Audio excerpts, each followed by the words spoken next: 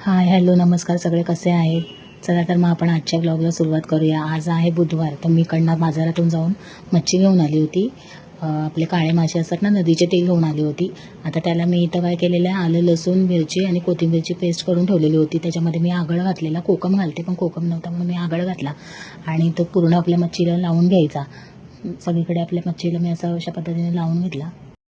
मी लिंबू वगैरे नाही लावत मच्छीला, मी असंच कोकम वगैरे असेल ना तर तो चोळून घेते, म्हणजे मच्छीला टेस्ट पण छान येते, कोकमाचं चव उतरते मच्छीमध्ये. त्यानंतर मी इथं हिंग वगैरे असं घालून घेतला, कारण हिंग तर आपल्या डायजेशनसाठी चांगला असतो, मी नेहमी सांगत असते. तर हिंग नेहमी घालावा मच्छीमध्ये तर, आणि वैस पण लागत नाही. त्याच्यानंतर हळद घातली मी थोडीशी चिमूटभर आणि मसाला घातला.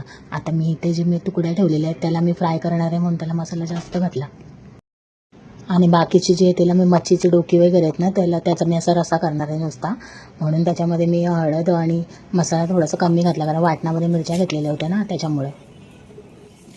आज सगळीकडे पाऊस पडते ना मस्त, त्याच्यामुळे मच्छी आणायला पाठवली तर मच्छी काहीच नव्हती. काळे मासे तेवढे भेटले यांना, मग ते काळे मासे घेऊन आले. आता त्याच्यानंतर मी इथं मीठ लावून घेतला दोन्ही पण याला, आणि आता ही तळ्याचे तुकडे आहेत त्याला मी मस्त असं चोळून घेतला पूर्ण, कारण का त्याशिवाय ते असं मी मोरं गिरत नाही ठेवत, 5-10 मिनटंच फक्त असं ठेवते मोरं, जास्त नाही वेळ घालवत, मग तरी पण टेस्ट चांगली येते. नाही तर मग काय होतं, पाणी सुटतं मिठामुळं, आणि मग काय तळायला पण नाही, ते सगळा मसाला सगळा बाहेरच राहतो.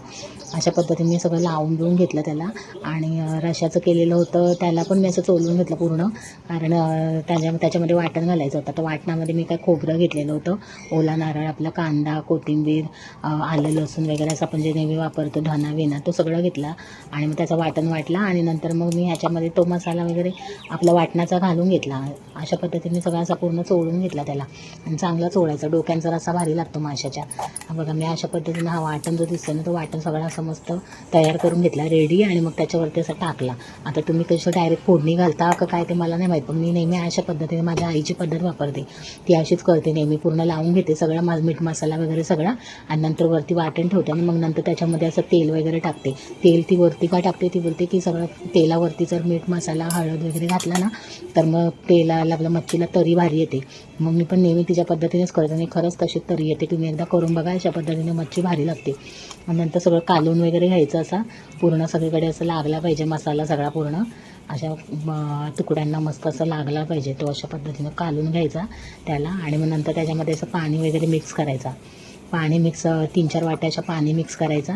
इथं माझ्याकडे होता थोडासा वाटण वाटलेला होता मिक्सरच्या भांड्यामध्ये, तो पाणी मिक्स केला, आणि नंतर 3 वाट्याच्या पाणी मोजून मिक्स केलं. आणि त्याच्यानंतर चिरपाल्या असतात ना, ती चिरपाल्या घालायची, त्याने मच्छीला वास आणि मच्छी भारी होते, टेस्टला पण चांगली लागते. एकीकडे माझा भात पण शिजत आलेला होता, आणि पाणी मुरलेलं तर त्याच्यावर मी झाकण वगैरे ठेवलं, आणि मग रश्श्याची तयारी केली. तर रस्सा इथे मी गॅसवर ठेवलेला आहे शिजायला, आणि ताटावरती थोडंसं पाणी ठेवायचं, म्हणजे कसं खाली असा आळत आला ना पाणी, की मग आपण ते ताटावरचं गरम पाणी परत वापरू शकतो.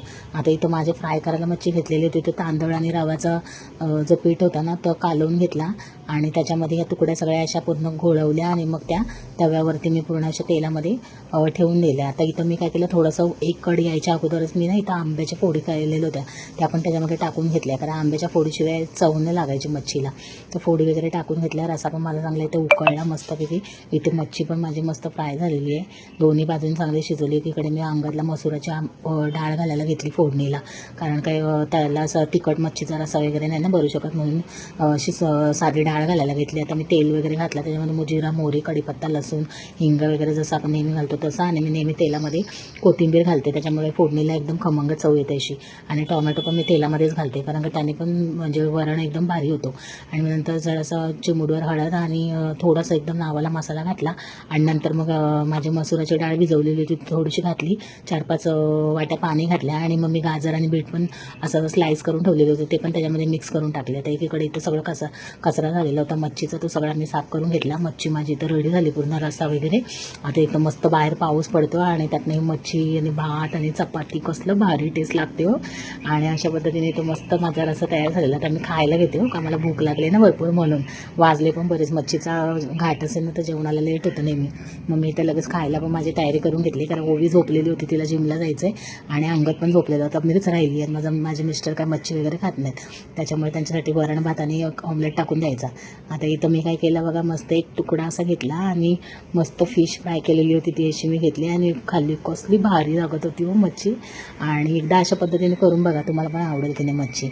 आणि अशा पद्धतीने आपला हा इथे बघा, मी भातावर पण रसा घेतला, जरासा फोड घेतली, ती मस्त अशी बाईट मारली आणि मी जेवायला सुरुवात केली. का थँक्यू.